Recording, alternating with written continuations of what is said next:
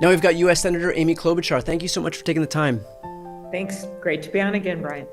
So I'm going to show a quick clip here of the sparring back and forth between you and Kash Patel at the latest FBI director confirmation hearing. Did you say that the FBI headquarters should be shut down and reopened as a museum of the deep state?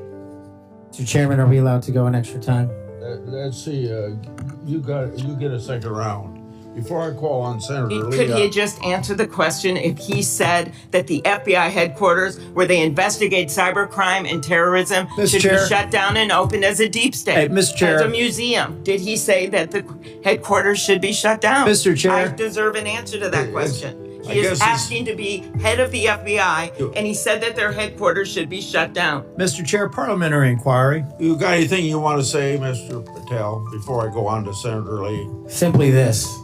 If the best attacks on me are going to be false accusations and grotesque mischaracterizations, the only thing this body is doing is defeating the credibility of the men and women at the FBI.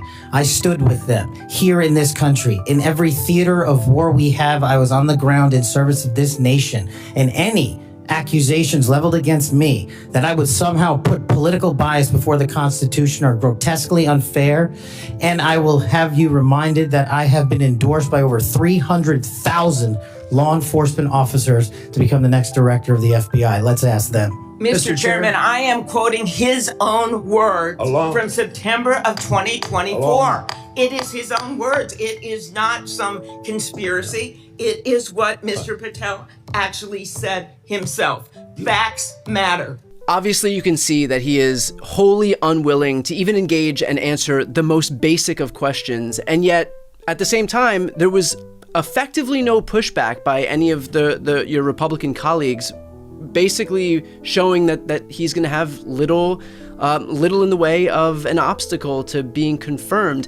Is there any sense among your Republican colleagues that the performance that he put forward at the confirmation hearing, or his inability to answer clearly or even tell the truth in some instances, is disqualifying? Or is the whole ballgame here just showing blind fealty to the God King and that's it?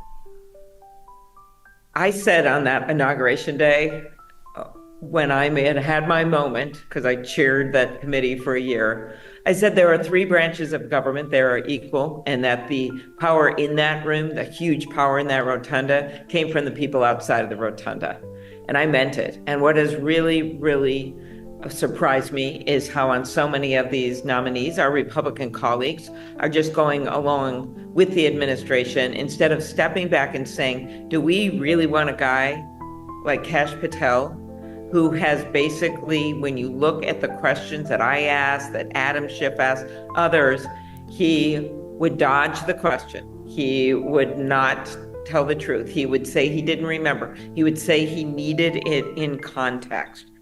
At one point, I actually asked him if he had actually said that the FBI headquarters should be shut down and turned into a museum. He wouldn't even answer that. He said it. I had record sites for every single thing I asked him.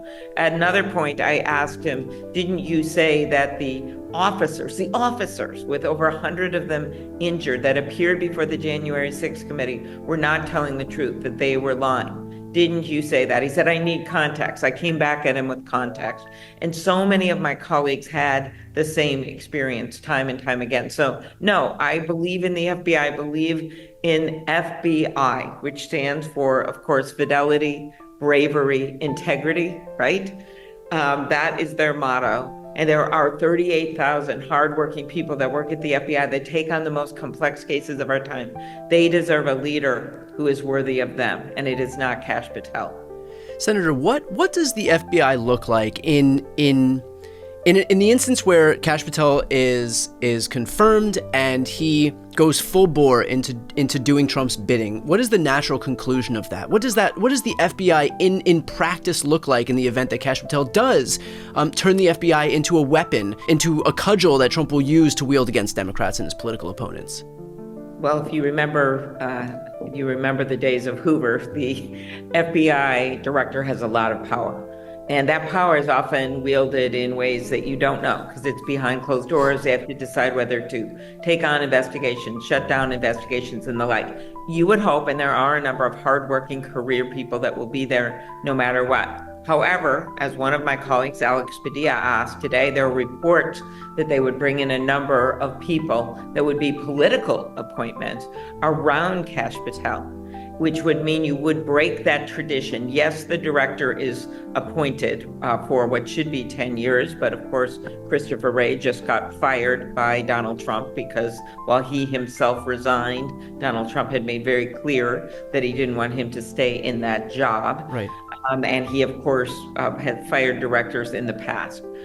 So the problem is if they start putting more political people that are not simply a well-established director who spans different administrations, you completely break down that apolitical nature of the FBI and the hard decisions that they have to make all the time on cases. One of my favorite moments actually in the hearing was when we only had 3-minute rounds at the end, which is somewhat ridiculous. And I had said that I had a question, and he said, well, I need more context. And I said, well, I won't have time to give you that context. I'll put it on the record. And he then said, you only have 2 minutes remaining. And I said, wow, but I also wanted to say, really, 2 minutes for a 10-year job. Yeah. 2 minutes for a 10-year job. That is how important this job is, and it should be taken as a sacred trust of all men and women in law enforcement, not just at the FBI, but in the local levels as well. And obviously, my view is he is not up for the job, and that is why Bill Barr, the former Republican Attorney General appointed by Donald Trump, respected by my colleagues on the Republican side, many comments they made when he left. He once said that Kash Patel would be promoted to FBI at the time deputy director over his dead body. That is Bill Barr's words, not mine. Senator, you're one of the most bipartisan members of Congress. You are known for keeping your head down and doing the work and getting shit done, even in a body, in a broader body of Congress where there are a lot of folks who are looking to, get their TV hits. Like you are sitting there and doing the work.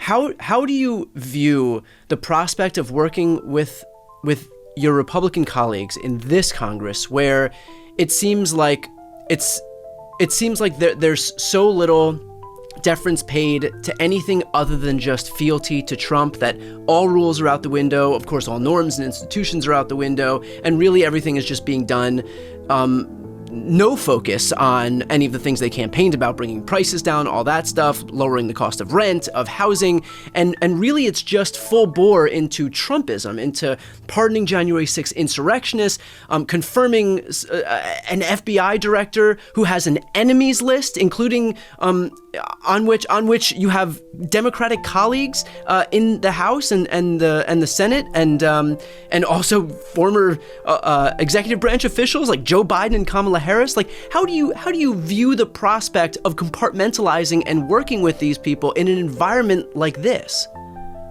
It is on us right now. We took this oath, right, to protect and defend the Constitution. I just took it a month ago when we got sworn in as senators, and we've got to be serious about that. Our job under the Constitution is advise and consent. So I look at it this way. Will we find common ground when we can? Yes. The American people, they were very clear. They want us to focus on cost in that election, right? They wanted change. They wanted change, but they didn't want chaos and they didn't want corruption. That is very clear, poll after poll. So if there's a way to work with Republicans, particularly in the Congress, on bringing down housing costs, building more housing, on child care, on health care, and doing something about people's claims being denied and prescription drugs, I am all in, and Democrats are all in. But once they start hurting regular people by giving tax cuts for billionaires at their expense, or installing their buddies and making sweetheart deals, or letting Elon Musk just make decisions when he's not elected and he's clearly plays a role in this and there is no kind of constraint on him, that becomes a problem. Everyone has advisors from the outside come in and help them in government. That's a good thing. But this had better go through the constitutional process, because we trump the executive branch in many ways in the Constitution. Whether he likes it or not, Article 1 is the Congress. And that gives us the power of the purse. So when they suddenly, an unknown bureaucrat that they didn't even bring in there, but is just following orders, sends out a memo, 2 pages long, that says we're freezing funds, all loans and grants, too bad. You know what that means? That means teenagers in cancer studies suddenly don't know what's happening. Moms can't bring their kids to childcare. Firefighters don't know if they're going to get that equipment grant. Domestic violence shelters don't know if they're going to be able to bring in new clients or people that need help. Right. That's what happened. And then we made, I will give you this example of standing our ground. The Democrats in the House and Senate, we just raised holy hell. We did. We went and we called people and we went to the floor and we went on our not just national TV and not just podcasts, of course, our favorite, but we also went local with it. And so did regular people. And literally the next day, they issued a memo saying, oops, we didn't mean that, we're rescinding it. But then their press secretary says, oh, guess what? We really are freezing funds. So it's total chaos. But my point, we are all in this, and our job is to find common ground when we can, and then stand our ground when we must. And to the second part of that, the latter part of that, this idea of standing your ground, is there any assurance that you have for folks watching? Because thus far, there is a sense of kind of, I don't want to say like cynicism, that there is a general sense of exhaustion, that we don't have really the fight that's necessary right now. And I know it's from the outside. Look, there's no women's march happening with hundreds of thousands of people taking to the streets, but at the same time, there also is some doubt as to whether the folks who are in the minority right now. And so I understand, practically speaking, there's not much that can be done, but just some assurance that you can give that you are the first and in large part the last line of defense against the worst excesses of this administration. We are, and you saw that, and some battles that we have already won, despite the fact that, we literally have to get 4 Republicans on these nominations. Matt Gaetz had to withdraw his nomination. That happened. Yeah. There's a number of these hearings, especially the Kennedy hearing, where you saw a lot of pushback. We'll see what our Republican colleagues do because of their belief. Some of them actually believe in vaccines and believe in science. Tulsi Gabbard hearing, again, a lot of questions raised there. So you see this pushback. The abortion amendment they tried to get on. They tried to get in a provision that would have criminalized doctors and hurt families that were at the very most heartbreaking tales, where they're losing their babies at the end of a pregnancy because of a physical issue with the child. These cases, we took that on and we won. We stood together and we won. Those are just the first of many. They rescinded that order. I think you're going to see this come time and time again. And it is not an easy time for anyone, but I think for your viewers and listeners, they need to know, we are big time in this. And we've got these incredible new members who have come into the Senate, and that's a big deal. We've got Adam Schiff in the Senate right now. You should have seen him with Kash Patel. Maybe some of you did. We've got Andy Kim out of New Jersey, Alyssa Slotkin out of Michigan, Lisa Blunt Rochester. We've got Angela Alsobrook out of Maryland. It's really kind of an incredible new energy that's going through this place. And I know that it's going to take time for people to see that, but I want them to know that we are fighting every single day. And what we look at is those midterm elections where we're so close in the House of Representatives, right? Right now, it's 2 votes away. Right. And so that creates a lot of opportunities to try to stop real bad things, but it also makes it so that we could actually take the House. And, it's a harder toll, but with Senator Gillibrand leading the Senate Campaign Committee with the work that we can do in the Senate, we also have a chance of winning in the Senate. So that is what we are looking at in these next 2 years as we go forward. And we want people to be with us, but we have to pick our battles.